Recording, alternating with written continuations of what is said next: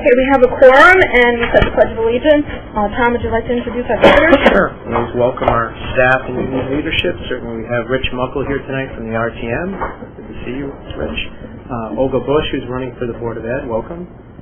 Parents, staff, welcome. Okay, now we're down to public comment. Is there any public comment? Any public comment? Okay, now we're down to the consent agenda.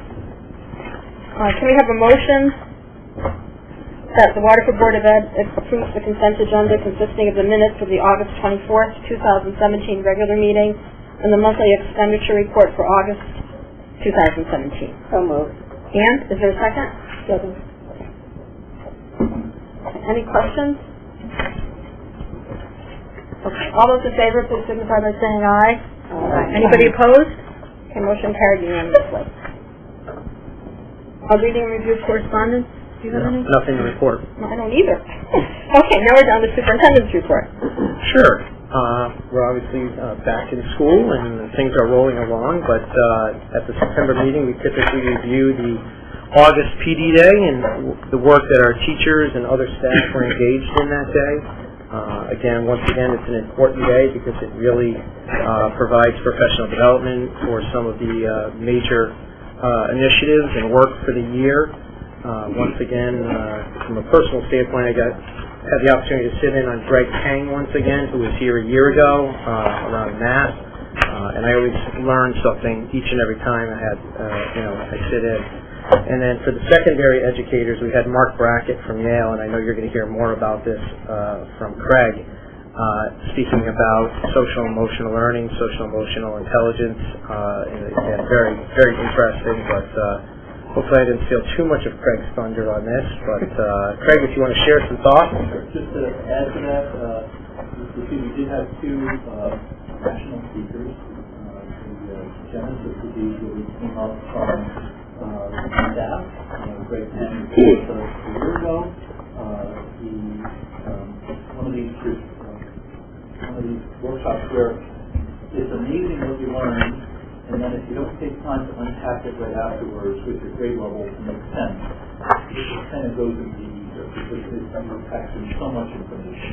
And so today was a balance of attending his workshop, and we had not only the teachers attend, kindergarten through 6th grade teachers for math, but we also had the paras who work with the relevant grade levels, say in as well, because oftentimes the paras put in the classroom to help support the instruction, and if they don't know the developmental good instruction, they can't give all the correct energy.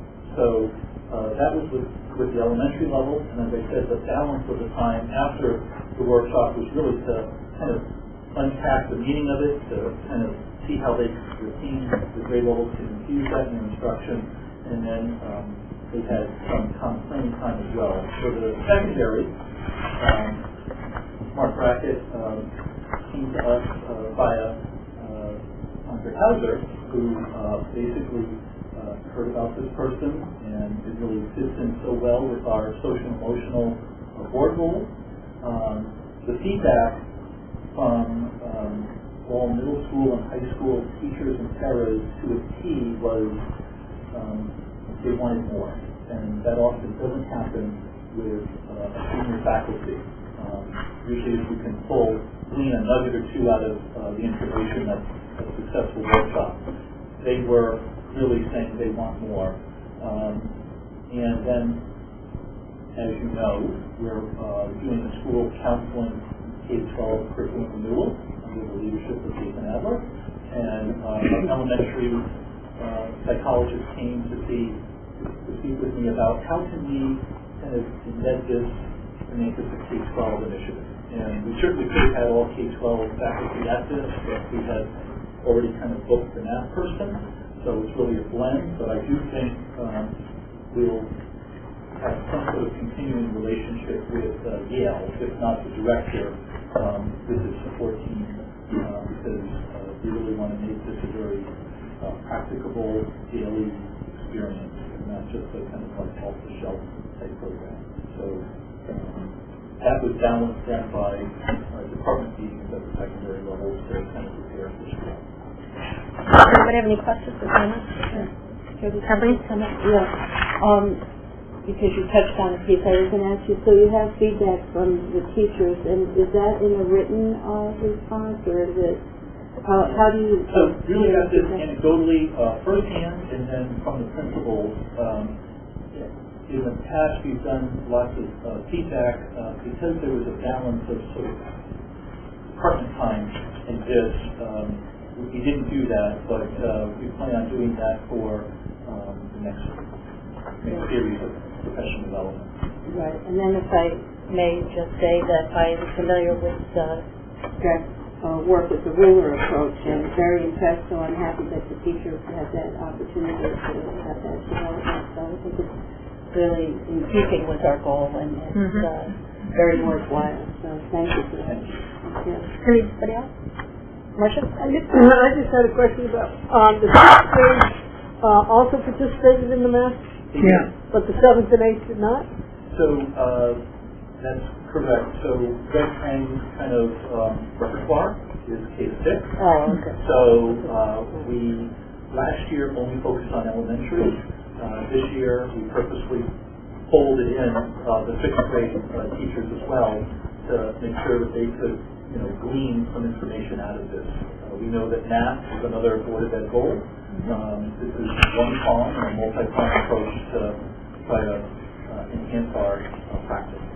So the 7th and 8th grade just went over MobyMax and Khan Academy, and then the math... Their department meeting, and then they were part of the Mark Brackett presentation on social emotional wellness at this particular center.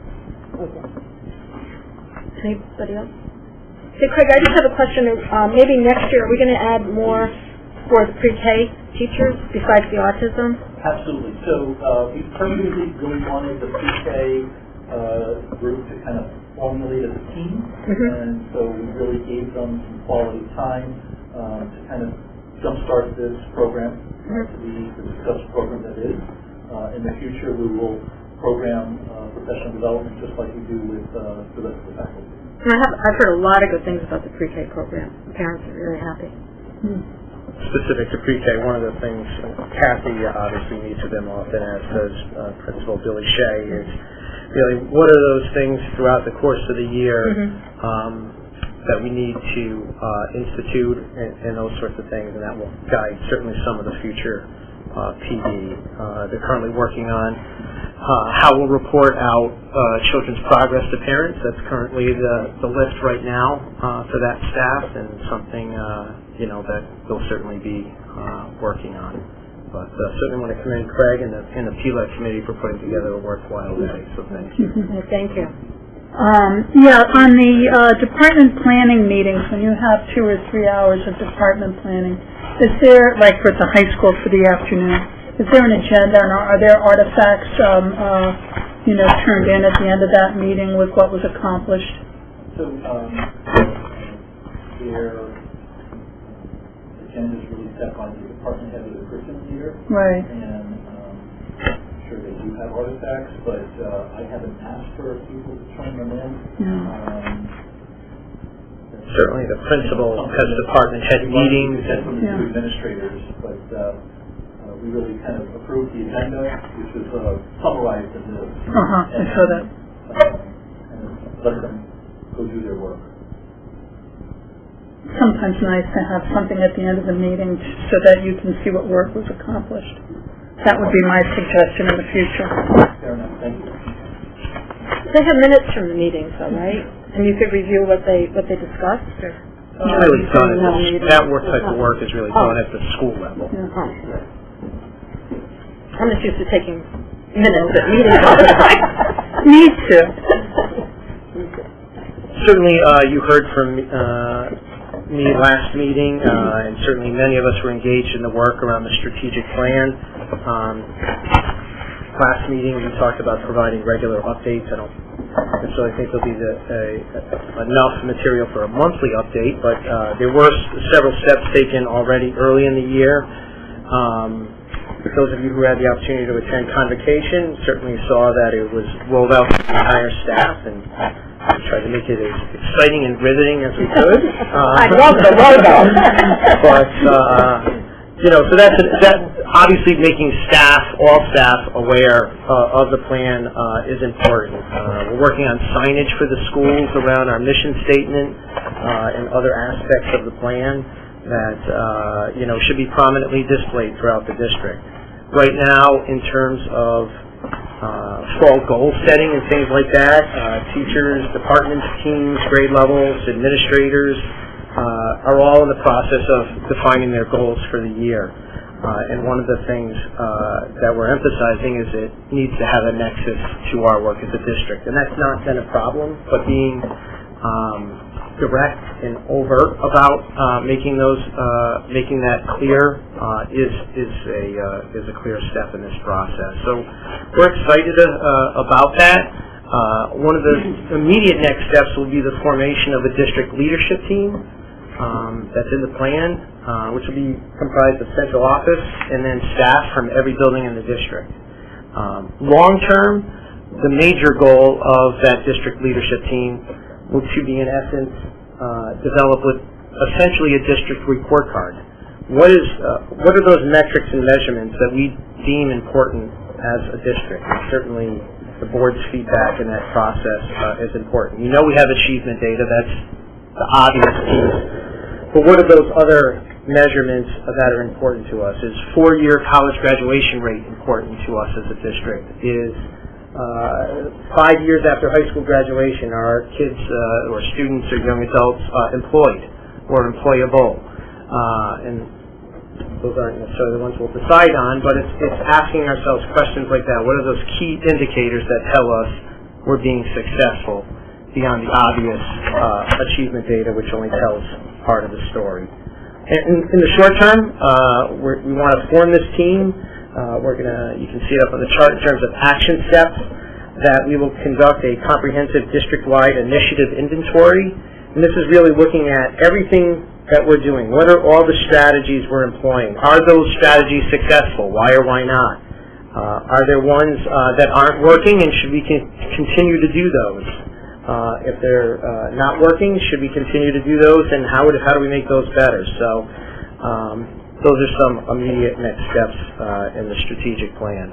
And then obviously throughout the course of the year we have goals under assessment and social emotional learning, but those are the immediate next steps. Comments or questions about that? Just wanted to also provide the board a brief update around professional learning communities.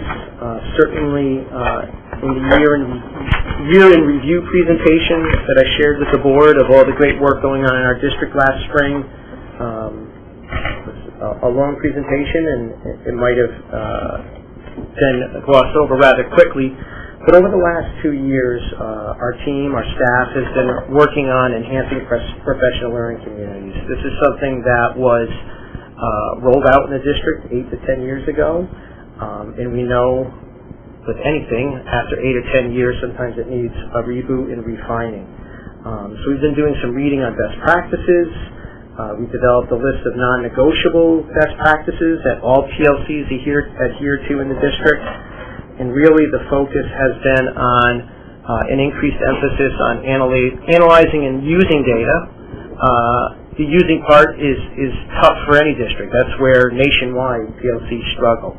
The other part of it too is beginning to take a look at student work to identify instructional trends and how do we respond to that. This is not a 1 year fix it up, hey, we're there. This is a maturation process, and as new members of PLCs come and go, that maturation process can take longer. Some of what I just talked about.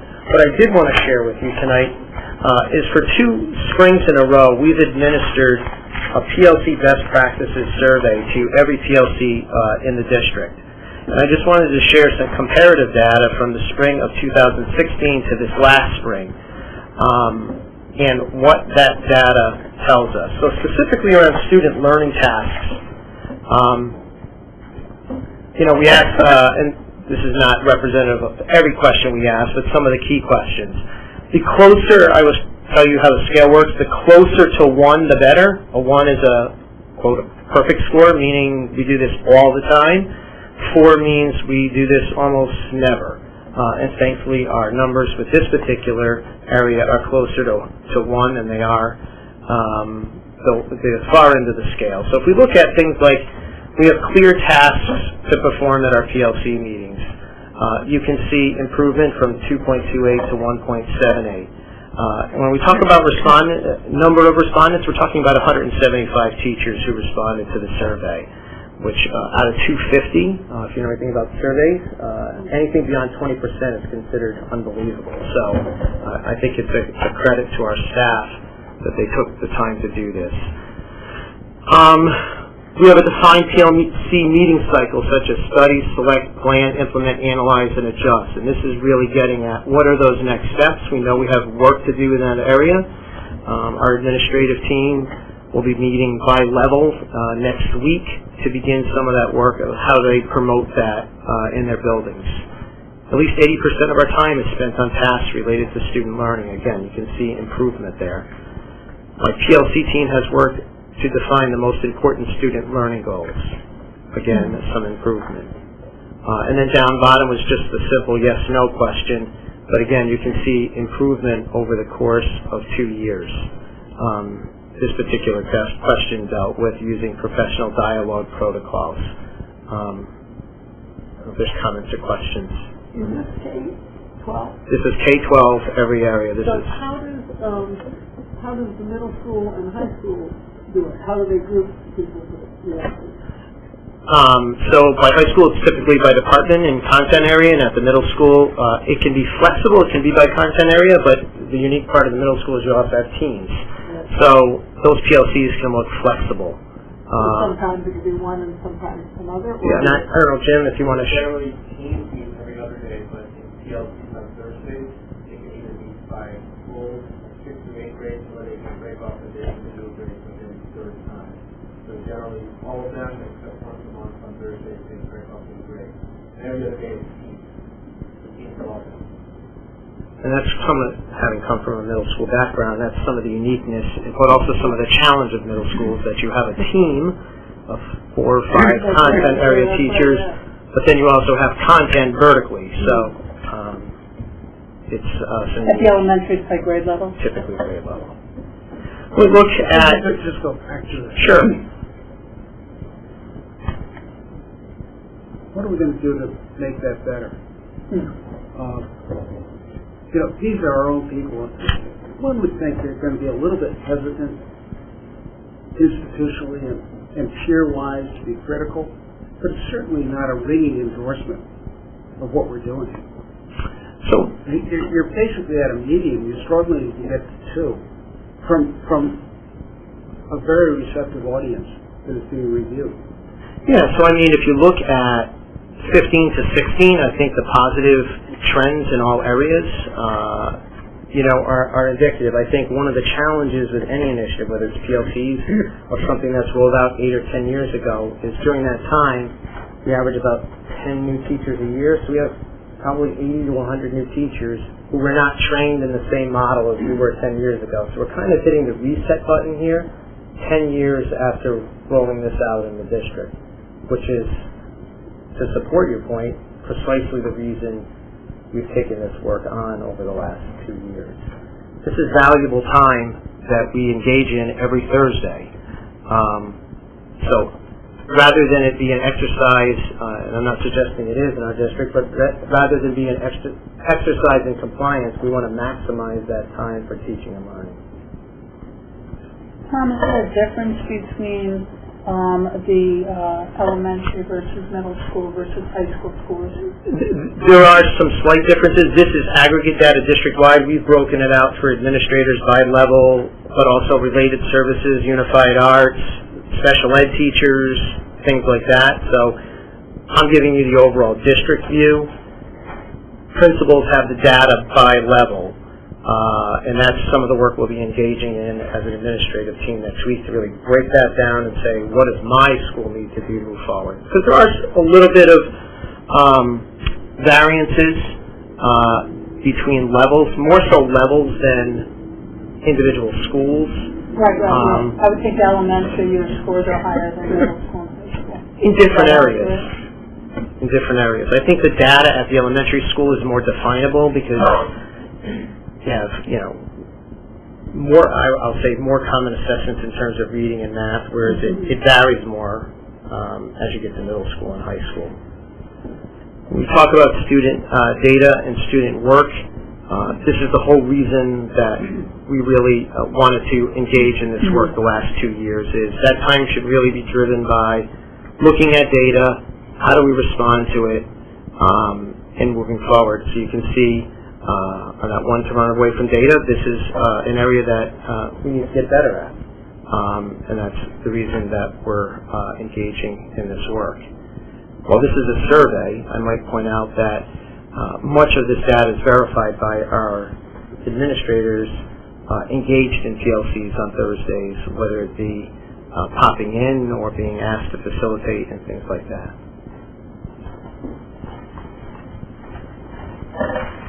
And again, this data is not unique to Waterford. Those of us who've worked in education understand that the toughest thing to do in PLCs is getting to next steps. And again, this goes along with, okay, we've analyzed data, we've analyzed student work, how do we respond to it?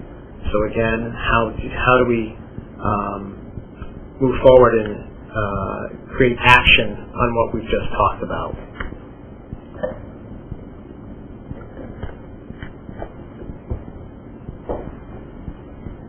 You definitely have work to do. We do. And as I said, for something...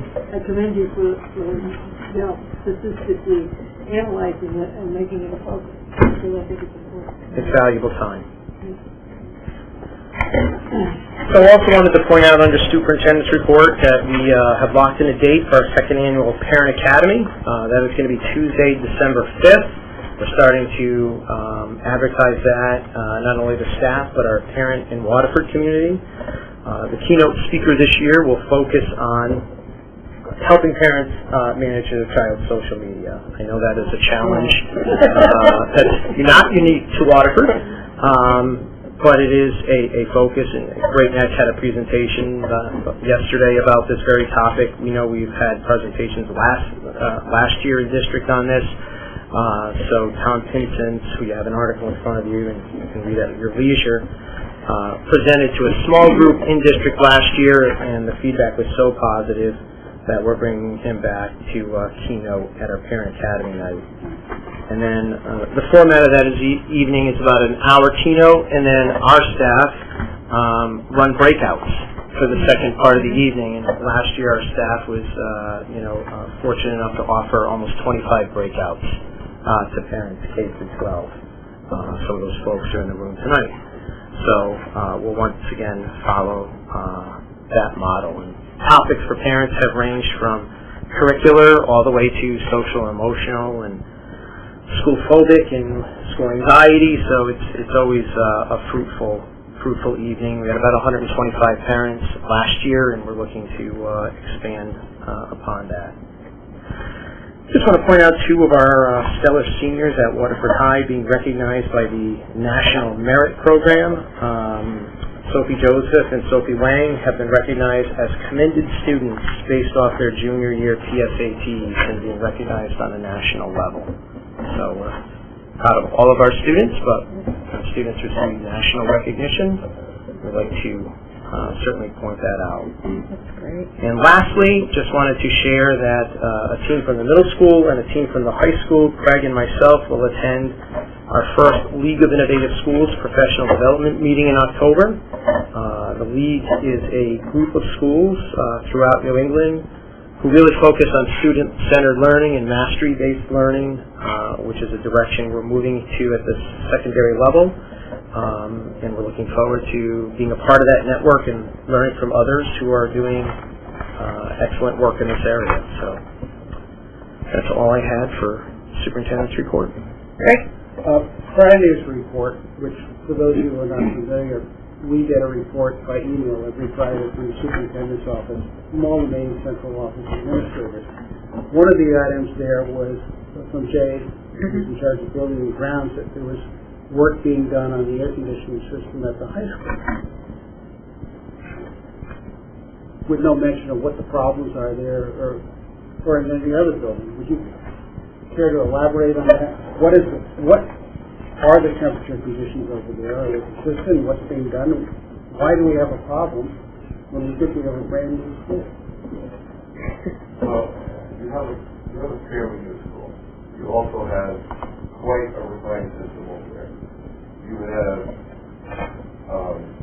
a chill beam system with reverse chillers, and there's about 2,000 sensors within the building. Our problem has not been so much temperature as the humidity. And the way the chill beams work is when the dew point gets close to the temperature of the water in the system, it will shut down that state. And what we found is we found 3 or 4 bad humidity sensors in the current set. We also found 2 fire dampers that had physically failed and closed in the second floor. Once those items had been repaired, we were able to stabilize the temperature on the second floor. This morning we had issues on the third floor, and what had happened is the computer had done a lockout on itself and it did not go into unoccupied mode last night. So it was functioning as an occupied building, 100% outside air. So the humidity last night was 99% of the part that we had. And it condenses on the chill beams in the ceiling, and it will drip down, and then the system shuts itself off again. So it's not... The biggest issue was fire dampers on the second floor had closed, and we don't know why. It was a mechanical problem. But the chillers are operating, the water temperature is perfect, the airflow is accurate, all of the outside dampers coming into the room, the windows are being closed so the circulation is continuing, fresh air, CO2 levels are well within IAQ standards. So it's basically the extreme humidity that we've had for such a long period of time. Well, that's why you have air conditioning. Are we within the warranty period? It's not a warranty issue. Yeah, it's not really a matter of it not working properly. Well, it's a matter of people being visibly uncomfortable. So if you go back through miserable... To put it plainly, I mean, our highest temperature was 76. You're dripping. It's boiling in your room, or you're freezing in another room. One of the challenges of a geothermal system this large is it's not the same as central air in your home. When the air, such as this, when air in your house comes out of central air, comes out of the vent in your house, it comes out at around, say, 40 degrees. So the geothermal system, the air comes out at between 54 and 58 degrees because it cools down as much as down in the earth cools down. So the challenge is when the temperature's high and you have high humidity, when air is coming out at 58 degrees, it's tough to cool the air at the pace that you might cool your house at. With that said, I have given Joe and Jay, I don't want to say in order, but to bring in the commissioning agent who commissioned the system at the high school. We're going to bring that person on site, look at our system, and make sure that we're operating at peak capacity, and if we're not, why not? So, my point of view, the comfort of the staff and the students, who can work in an environment that's so humid and so hot and so unpleasant? So if we have to bring in some backup system, well, a pox on us, but we got to do it. We got to make it work for our staff and our students. So I just would like to know where we stand and if we can make this thing work, and if not, what we're going to do to make it work. We're bringing in the commissioning agent to make sure the system we have is functioning. In terms of backup systems and things like that, I'm not sure what that would look like. I'm not an expert in that area, but... I don't even know if it's an option, but I mean, yeah, you can't continue in that mode. Agreed. It is supposed to get cooler in the next couple of days. So hopefully it's supposed to go back up next week. It's several weeks in the fall and several weeks in the spring that the system struggles with. And we have to make a budget choice that's acceptable. fans won't necessarily reduce humidity, but I just want to thank the superintendent for taking the step to bring in the experts to work with Jay to look at it, and hopefully they can find a solution so that it works properly and that people will be comfortable and work conditions will be good. But I think you've taken the right steps. So I agree completely. Good news. Well, Jay, you had a very busy week with everything you did.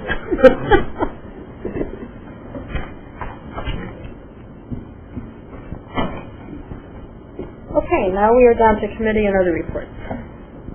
And at subcommittee meetings, you want to give a Sure, just report on it? briefly, the Finance Subcommittee met on September 14th to review year-to-date budget information. 7 out of the 9 were there, so it was a well-attended meeting. It's very informational, too. Okay, did you want to also go over the RTM ad hoc committee on community use of schools? Sure. Update? And you were there, and certainly Mr. Merriman was there, so as was Mr. Mancini, so any of you feel free to jump in, but the ad hoc committee on community use of schools, which is a subcommittee of the RTM, met once again on September 19th. That was their 4th or 5th meeting. Currently, a draft MOU was presented at the meeting that would replace the current community use of schools agreement. And I'd ask that the chair consider having the finance subcommittee of the board review the MOU and make a recommendation to the board for consideration at a future meeting. Sounds good. You need a motion for that? Or not? No, We're going to do that on we'll remand it to the finance subcommittee. So these committee meetings are very interesting. I hope we can come up with an amicable conclusion, but I just don't want the Board of Ed to be saddled with the whole expense of everything. As many of you know, it's often an emotional topic during budget season, how this is handled. So we're trying to work out a solution where it doesn't remain such a divisive issue. So that's what we're working on. Keep you up to date. It's nice we're all working together. We have all different agencies and some parents, and so it's good. Okay, does anybody have any committee reports? Nothing? Or answer? Oh, did you have any? The Atlantic Broadband had a recent meeting, and I'm happy to report that I think I told you at one meeting that we were looking to distribute scholarships, and that will be an ongoing process. And I'm happy to report that the Waterford graduate student won one of the scholarships, Andrew Zemko. So we're very pleased for him. And then, if I may, Jody, I'd just like to give a quick report from the legislature. I don't know. I'm not talking to that. I'm talking to you, but not that. I just would like to, because it directly impacts our board, or it could directly impact, and this is not in any way a political talk, just a little bit about process and a tremendous amount of misinformation that has been in the community. I've heard from a number of people, and I'm glad to see some of them here tonight, so I can make that clarification. There was misinformation about the teacher's pension. It's true there was an increased contribution to the pension that would go out over the next years and the biennium from a percentage each biennium. That money was absolutely intended to go into the teacher's pension, so I wanted that clarified because a lot of people have said that it was a tax on teachers and then using the funds. So that's not correct, and if you want to see me after, I can show you the evidence and the proof of it with direct letters. Also, the bipartisan budget that was approved protects Waterford very much with the ECS formula.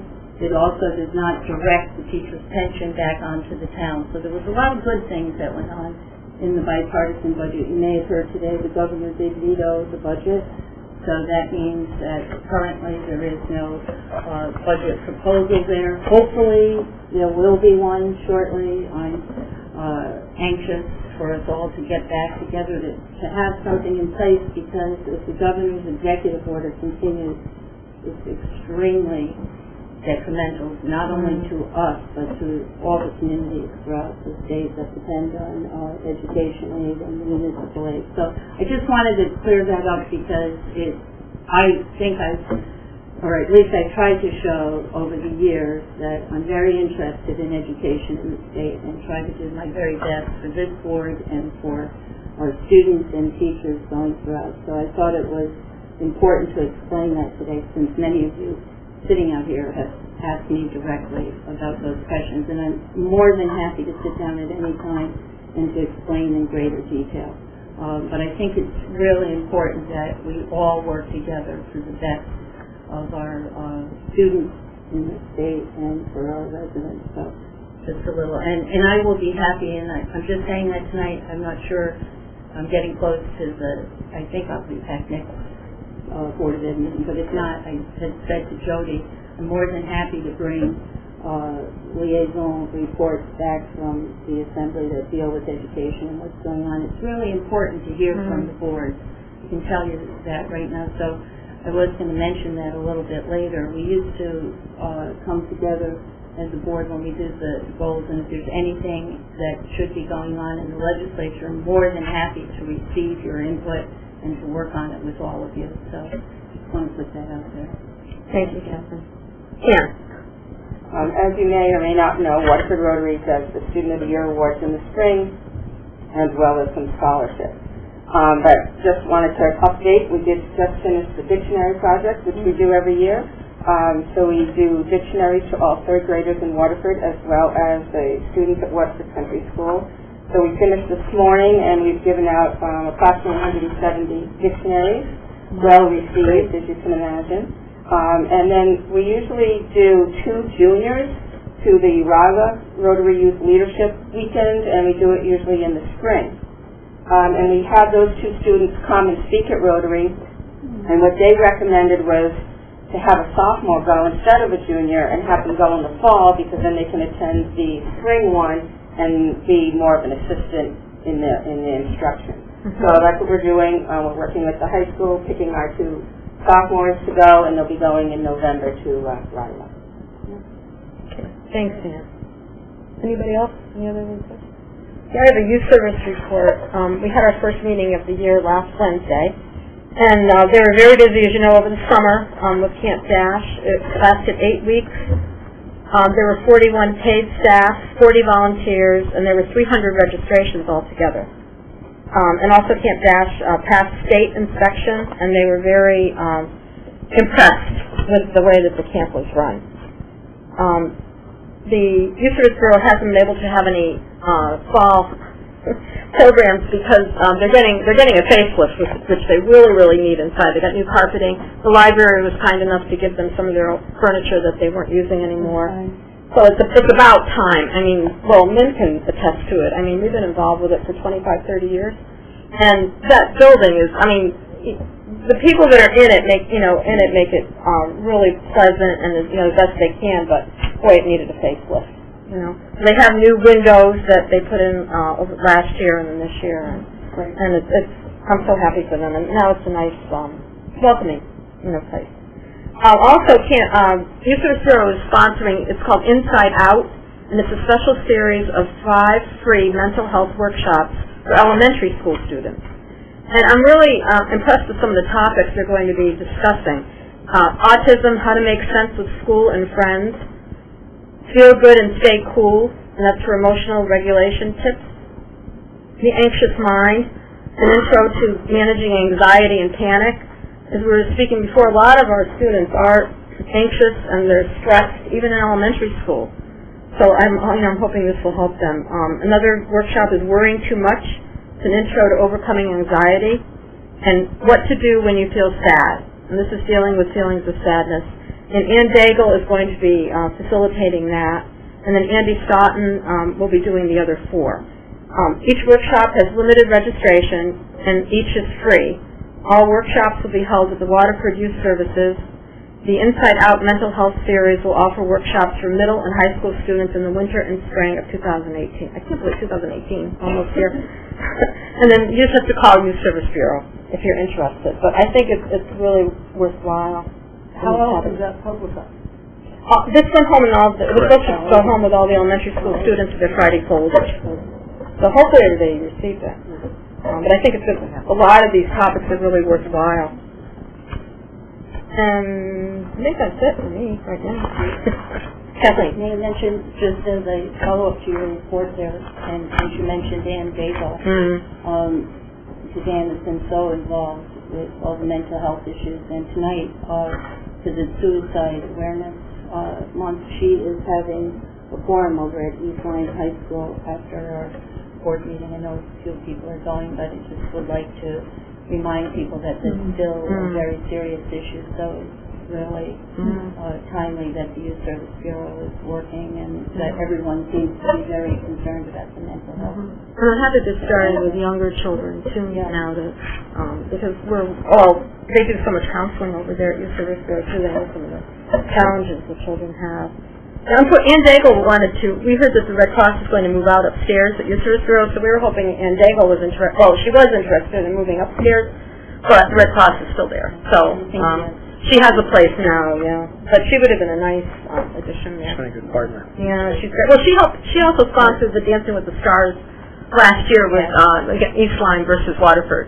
So she's a lovely person. Okay, under new business. Discussion regarding our board goals. Oh, she wanted to. Everybody has a copy of our board goals. Are there any comments or? Marcia. I just want, are they prioritized? Is that why they're numbered? No. So one of the things that Jody and I talked about, given that we have a new strategic plan, perhaps a full board goals discussion. Some of you referenced that it's been in a separate meeting in the past, and I don't know if you want to open it up for discussion about, do we want to try to do this at a separate meeting? Do we want to do this at another meeting? How do you really want to proceed with the development of board goals, given that we have a new strategic plan, we have existing board goals? How do we meld the two together? I think the goals have to be completely aligned with the strategic plan. And my concern about these goals is we haven't really, as a board, looked at them to see if we met last year's goals before we move on to the new goals. So I think the first part of the discussion would be how to, let's rate ourselves on these. What work still needs to be done before, and then out of that discussion would come further work for the new goal. But I do think we need to align very carefully with our strategic plan.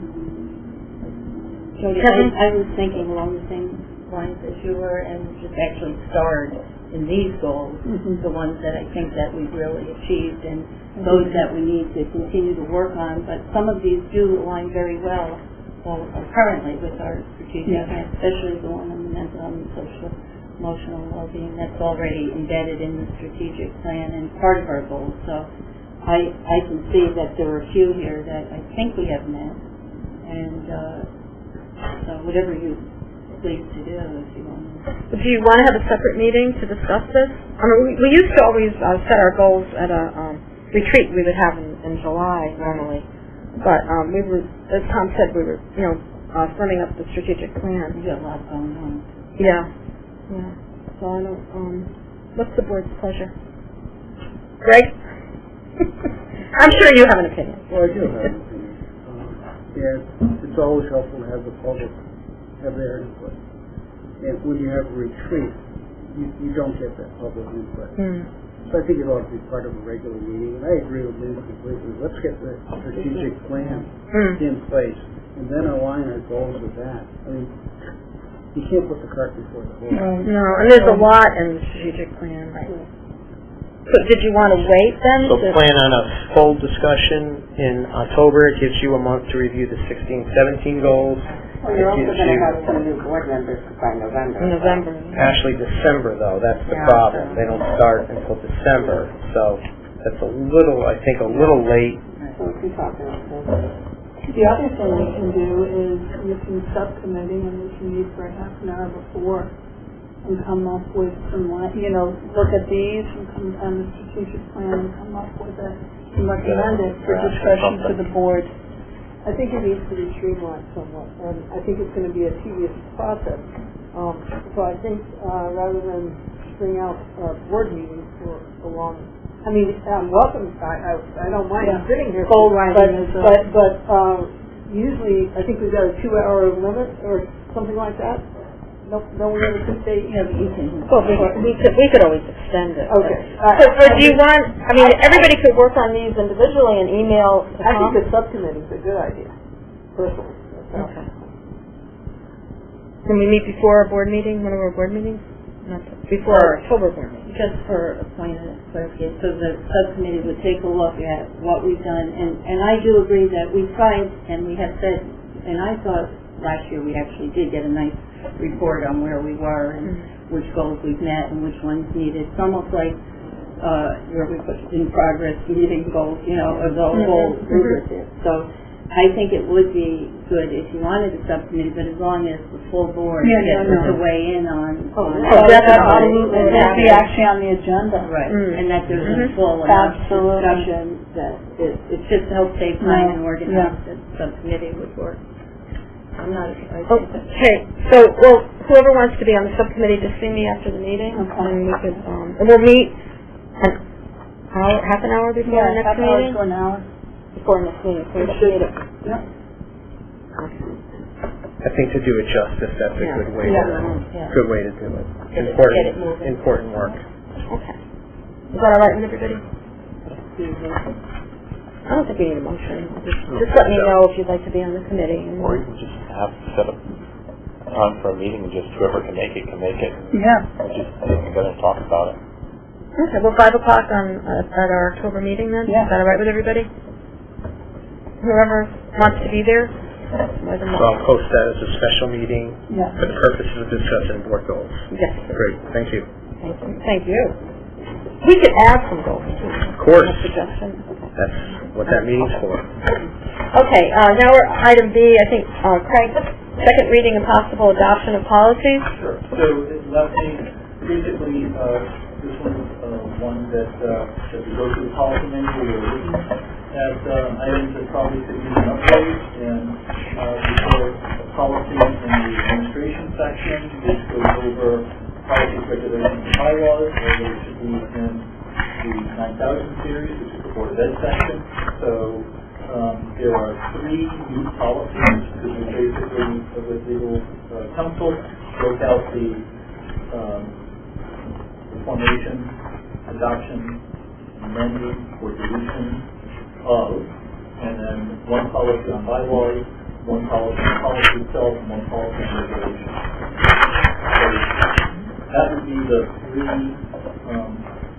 different policies, 9310, 9310, 9311. 9311, 9312, that we're recommending for adoption. And if there's questions or concerns on that, then the next policy would be then to delete that one, which is kind of the antiquated kind of formula policy. So, entertain any questions or recommend either 3 motions or 1 message, one as long as you list the 3 different policy numbers. I think both would suffice. Is everybody okay? Look, are there any questions or comments? Are you okay with nesting the 3 motions as Craig suggested? Would somebody please like to make that motion? And? The Waterford Board of Education approves and adopts policy numbers 9310, 9311, and 9312, formulation, adoption, amendment, or deletion of bylaws as presented or amended.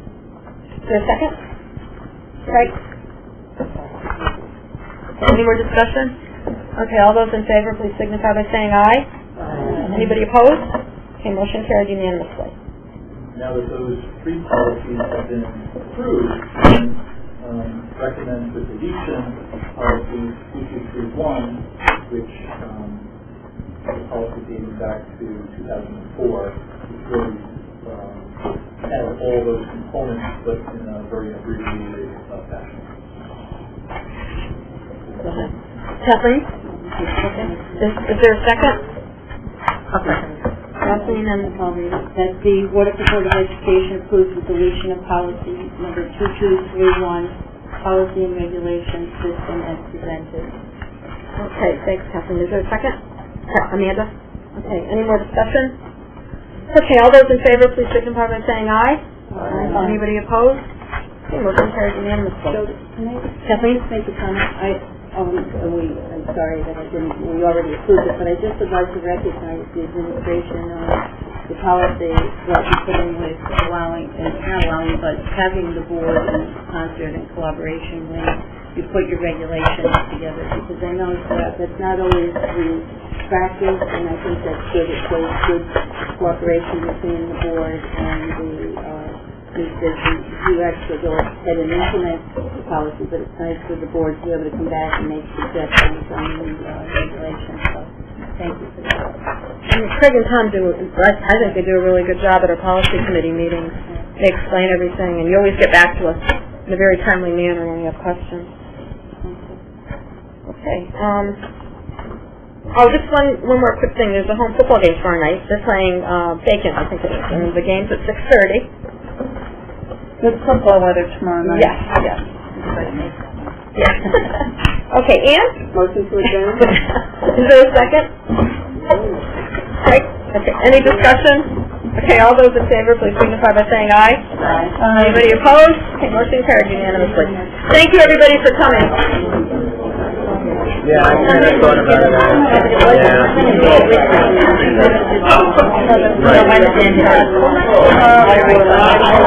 Yeah, we did. Yeah, we're taking out a